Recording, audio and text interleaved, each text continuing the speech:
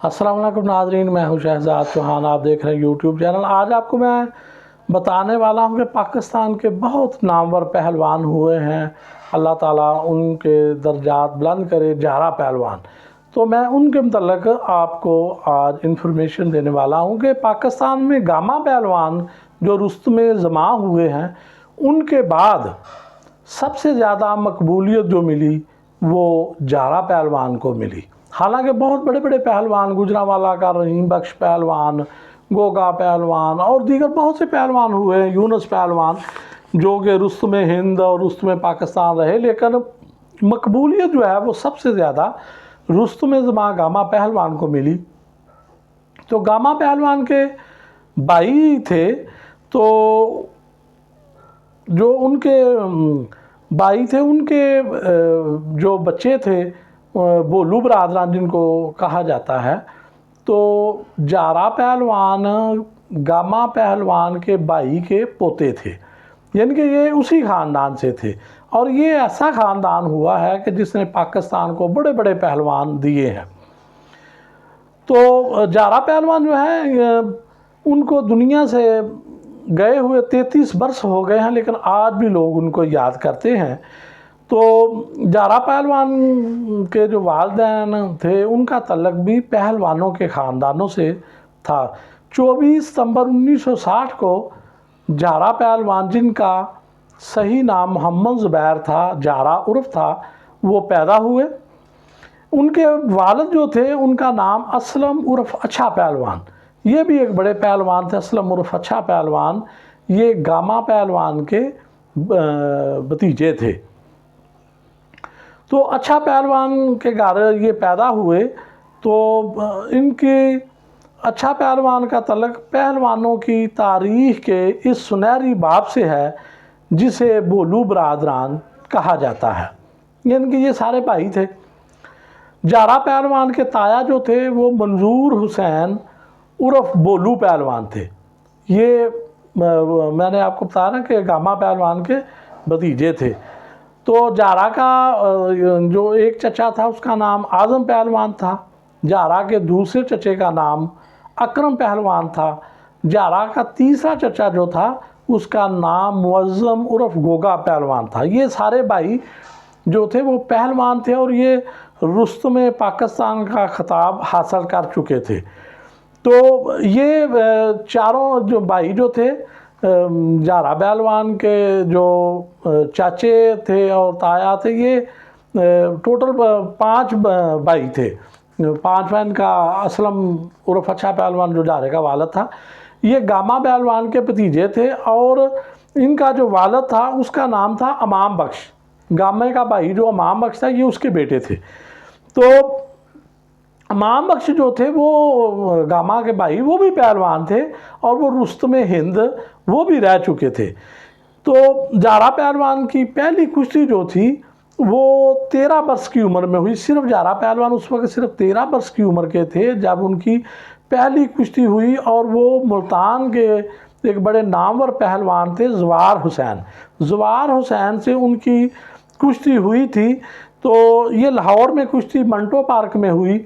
तो इस कुश्ती में जो ज़वार हुसैन थे, जारा पहलवान ने उनको शिकस्त दे दी। और इतनी कम उम्री में इतने बड़े पहलवान को शिकस्त देकर जारा पहलवान ने आने वाले मुस्तकबिल के एक बड़े पहलवान की नवीद जो थी वो कौम को सुना दी थी। 16 साल की उम्र में उनकी दूसरी कुश्ती अफजल उर्फ गोगा से हुई, गोगा पहलवान से हुई। तो जारा पहलवान ने 12 मिनट के बाद ही गोगा को शिकस्त दे दी।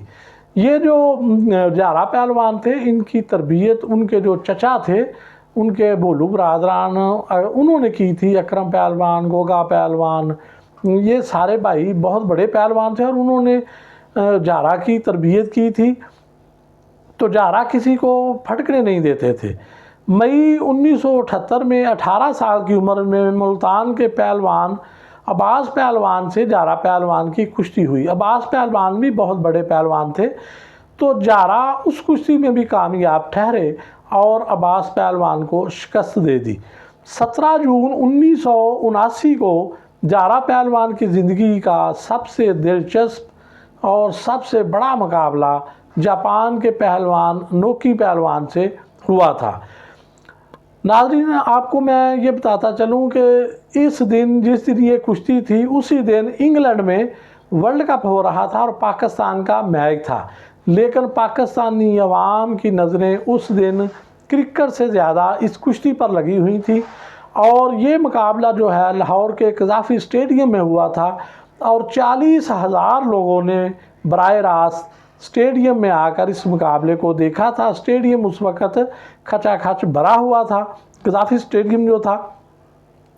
नोकी पहलवान की उम्र उस वक़्त 36 साल थी, जबकि जारा पहलवान की उम्र उस वक़्त 19 साल थी। नोकी पहलवान दुनिया का एक मशहूर और मरूफ पहलवान था और जारा पहलवान से पहले नोकी पहलवान ने जारा के चचा जो अकरम पहलवान थे उनको शिकस्त दे चुके थे। उससे पहले नोकी पहलवान पाकिस्तान के दौरे पर आए थे तो उस वक़्त उनकी कुश्ती जो थी वो अकरम पहलवान जो जारा पहलवान के चचा थे और गामा पहलवान के भतीजे थे उनसे हुई थी, लेकिन नोकी ने अकरम पहलवान को चारों शाने चित कर दिया था।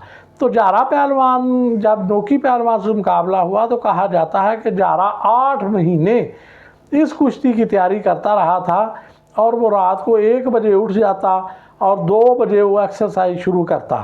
जारा पहलवान दरिया रावी पर कहते हैं कि 15 मील तक दौड़ लगाता और उसके बाद वो फिर 5 मन वज़न उठाकर 6 मील पैदल चढ़ता।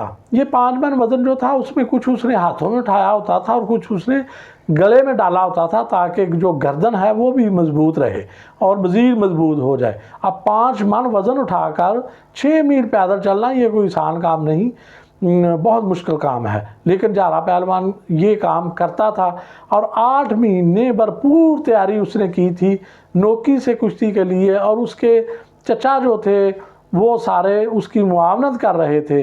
तो इस तरह फिर ये जब कुश्ती हुई नोकी पहलवान से तो कज़ाफ़ी स्टेडियम में कुश्ती हुई थी और पहला इसका राउंड जो हुआ तो उसमें जारा पहलवान नोकी को शिकस्त ना दे सके तो ये राउंड बराबर रहा।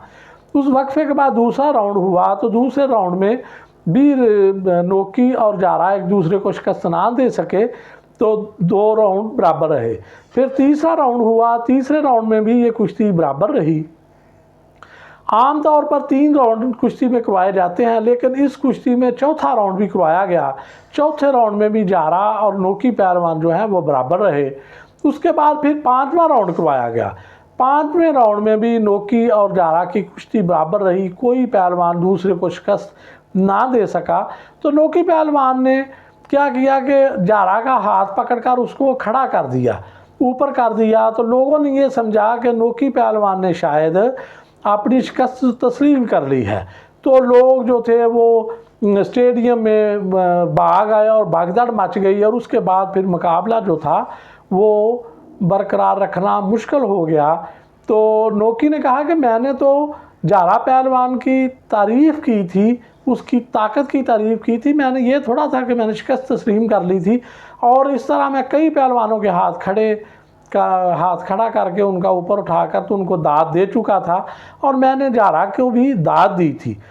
तो इस तरह मुंतज़मीन जो थे, जो जज साहबान थे इस कुश्ती के, वो फिर फाइनल फैसला ना कर सके। तो ये कुश्ती टेक्निकली तो बराबर रही, लेकिन अखलाकी तौर पर वो कहते हैं कि नोकी पहलवान का हाथ खड़ा करने की वजह से जारा का ऊपर, तो वो नोकी ने शिकस्त तस्लीम कर ली। लेकिन इस चीज़ को नोकी ने एतराफ़ नहीं किया था। तो उसके बाद फिर नोकी वापस चला गया। तो बाज़ लोगों ने जो है इस कुश्ती को नूरा कुश्ती भी कहा और नूरा कुश्ती कहने की वजह से जारा पहलवान जो थे वो दिल बर्दाश्त भी हुए। लेकिन उसके बाद फिर उनका जो है वो 1984 में भोला गाडी से मुकाबला हुआ। भोला गाडी भी बहुत बड़े पहलवान थे। तो भोला गाडी से जब उनका मुकाबला हुआ तो वो भोला गाडी को उन्होंने शिकस्त दे दी थी 1984 में। तो जारा पहलवान कहते हैं कि वो उनका ये था कि 3000 वो डंड लगाते थे, रोज़ाना 3000 डंड लगाते थे और 5000 बैठकें लगाते थे। आमतौर पर 2000 बैठक जो पहलवान लगाता है उसको बहुत ताकतवर हो समझा जाता है और कहा जाता है कि ये बहुत बैठ के लगाता है। तो उसके बाद फिर जारा की किसी जो आम शहर के पहलवान होते थे उनसे कुश्ती करवाई जाती ताकि उनको टेक्निकली तरबियत और अपनी सलाहियतें बढ़ाने का भी मौका मिले। तो ये इस तरह जो है वो जारा पहलवान ने की ज़िंदगी का ये अहाता हुआ और ये इतना बड़ा पहलवान जो था वो 10 सितंबर 1991 को वफात पा गया और जारा पहलवान को भोलू पहलवान जो उनके जारा के ताया थे भोलू पहलवान के खाड़े में ही दफन किया गया, जो उनका खाड़ा मोनी रोड लाहौर में वाक़ है। बहुत शुक्रिया।